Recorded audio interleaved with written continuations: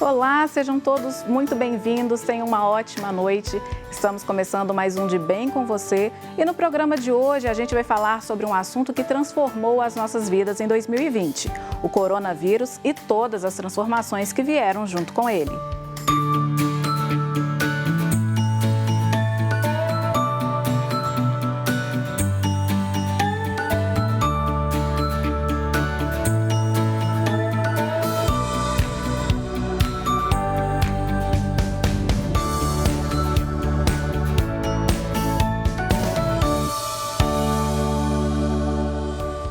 2019 foi um ano estranho para muita gente. 2020 era ansiosamente aguardado e, quando chegou, trouxe um resquício do ano anterior que ninguém imaginava. O coronavírus veio em uma nova versão, a Covid-19. À medida que o número de doentes e mortos crescia, o vírus foi se espalhando por países e continentes. Nos obrigou a mudar hábitos e viver realidades jamais imaginadas. E para falar sobre os impactos dessa revolução nas nossas vidas, eu converso com o médico infectologista do Hospital Madre Teresa, Estevão Urbano. Boa noite, doutor. Seja muito bem-vindo. Obrigada. Boa noite a todos. Eu que agradeço. Tá certo. Doutor, final de 2019 começou o vírus lá na China, uma coisa até então extremamente distante da gente, né? Quando ele foi se espalhando, tomando forma, o senhor imaginou que chegaria nesse ponto de uma pandemia? Não, inicialmente nós estávamos estudando isso, recebendo as informações, nos parecia que poderíamos manter essa epidemia localizada na China e com o andar dos dias, dos meses, essa percepção foi se mudando completamente. Logo em fevereiro, a Organização Mundial de Saúde declarou uma nova doença com possibilidade de atingir todos os continentes e casos foram aparecendo aqui e acolá, seja na Europa, seja na Ásia, no Oriente Médio. E nós sabíamos que pela globalização, pelo movimento muito rápido das pessoas, da forma como o vírus estava se comportando, ele ia chegar às Américas também.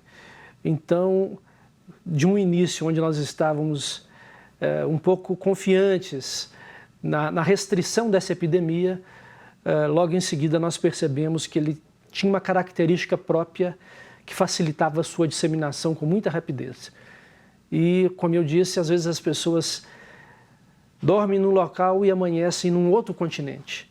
Isso, obviamente, favorece hoje a transmissão muito rápida de várias doenças, principalmente aquelas infecciosas transmissíveis, que foi o que aconteceu com o coronavírus. Ainda mais que ele tem um prazo de incubação de 2 semanas, em média, né? Na verdade, a grande maioria das pessoas se adoecem dentro de 5 a 7 dias do contágio e algumas poucas podem até no 13º, 14º dia desenvolver os sintomas. A grande diferença desse vírus para outros coronavírus é que alguns coronavírus anteriores, que tinham até uma letalidade maior, ele tinha menos capacidade de transmissão. Então eles ficaram restritos em algumas regiões, como por exemplo a SARS, que não chegou no Brasil em 2002, ou a MERS, que ficou só na região do Oriente Médio em 2011. Eles matavam mais, mas tinham uma capacidade de disseminação muito menor. Nesse caso foi pior, porque embora a letalidade com o novo coronavírus seja menor, como ele atinge muito mais pessoas pela sua rapidez e capacidade de disseminação, o número absoluto de óbitos acaba sendo muito maior. Né? Porque se você tem 10% de mortalidade numa população de no máximo 100 mil pessoas infectadas, é uma mortalidade alta, mas você vai ter 10 mil mortos. Agora, se você tem 2% de mortalidade em bilhões de infectados, você tem um cenário muito pior. Essa é a característica do novo coronavírus. E o senhor falou aí, a gente está falando novo coronavírus. Antes existia, a gente também nem ouvia falar de coronavírus, né? Mas aqui no Brasil, o senhor falou dos casos isolados, né? No Oriente Médio, mas como que isso já acontecia com pacientes brasileiros? Coronavírus é uma família de vírus que tem como característica, em volta da sua cápsula, ter umas espículas em forma de uma coroa, né? Mas nós já conhecíamos essa família há muito tempo. E a grande maioria desses coronavírus, ou seja, vírus muito similares entre si, parentes muito próximos, com pequenas diferenças entre eles, na parte genética, no conteúdo genético, a grande maioria desses coronavírus causavam, naquela época anterior ao atual, pequenos resfriados, pequenas infecções que passavam desapercebidos como se fosse qualquer virose dessas do dia a dia. Só que esses vírus eles podem se mutar e adquirir novas características. E o novo coronavírus teve uma mutação genética que o diferenciou, que o distinguiu dos outros parentes próximos que também estão nessa família, com muito maior capacidade de agressão, de causar doença grave. Então, antes eles passavam desapercebidos no nosso meio, eles até existem, continuam existindo, mas passava-se por uma gripe, um resfriado. Agora, esse coronavírus, em alguns casos, ele se torna muito mais grave, o adoecimento é muito mais severo e aí chama a atenção. Mas, na verdade, repetindo, tentando sintetizar, são uma família de vírus muito próximos, a grande maioria deles causando doenças leves, e esse agora, com uma mutação especial, o tornou mais agressivo, com potencial de causar doenças muito graves e fatais, embora, ainda assim, a grande maioria das pessoas que se infectarem vão se comportar clinicamente como se estivessem infectados pelos antigos coronavírus, ou seja, com a forma leve. Mas um percentual pequeno, infelizmente, evolui, às vezes, até para o óbito. Então, vocês tiveram que aprender tudo do zero, né? Porque não tinha muito como se basear, se referenciar nesses coronavírus anteriores, né? Não, as referências existiam, mas eram referências muito abstratas, muito sutis. Era melhor do que nada, né? Mas, nessa pandemia, nós estamos literalmente aprendendo com o andar da carruagem, com o passar dos meses e com a contabilização de óbitos.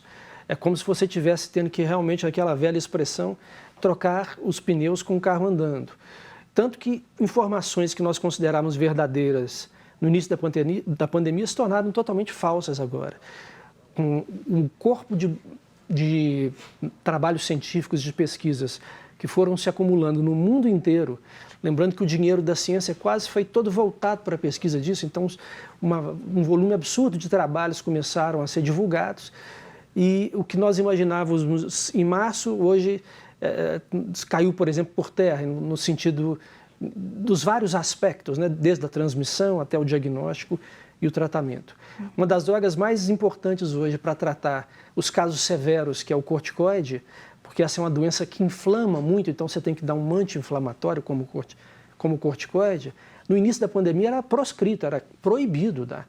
E isso talvez tenha gerado muito mais mortes lá no início do que agora, porque se fazia o tratamento errado. É assim que a ciência vem traçando esse caminho, né? Tentando, dia após dia, se aproximar de uma realidade, do conhecimento maior de como esse vírus se comporta em todos os seus aspectos. E como é que foi aqui em Belo Horizonte para o senhor quando começaram os primeiros casos, né? Vocês tiveram contato com os primeiros casos? Como que foi isso? Já tinha realmente algumas informações, essas até que foram parcialmente descartadas, né? Mas como que é quando o médico está ali frente a frente com um problema que é novo? É uma coisa bastante, vamos dizer a palavra certa,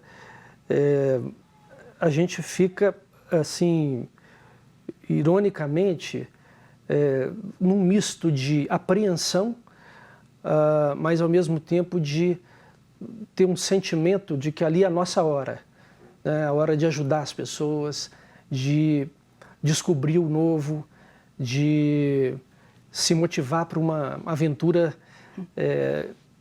de fins absolutamente inesperados, tanto para o paciente quanto para o próprio médico, enfermeiro, fisioterapeuta.